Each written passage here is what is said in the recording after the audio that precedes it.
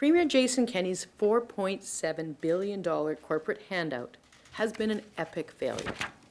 Private sector economists have downgraded their economic forecast for Alberta to levels well below those in Premier Kenney's 2019 budget and far below the levels that he promised during the last election. Kenney also promised Alberta jobs, and instead Alberta has lost 50,000 full-time jobs since he signed over his massive handout to profitable corporations. And we can see through corporate filings that the bulk of the $4.7 billion corporate handout was given to the largest energy companies, who used it to increase dividends to shareholders or buy back stock. In total, the 5 largest energy companies in Alberta have booked more than $4.3 billion of the handout. We told the Premier that his ideologically driven handout wouldn't work, and it hasn't.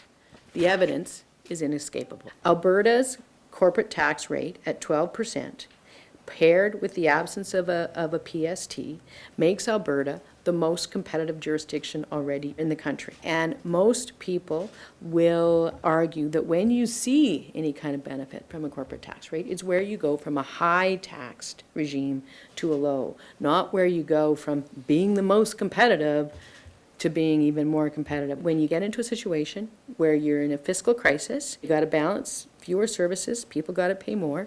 Shouldn't those that are making healthy profits also chip in?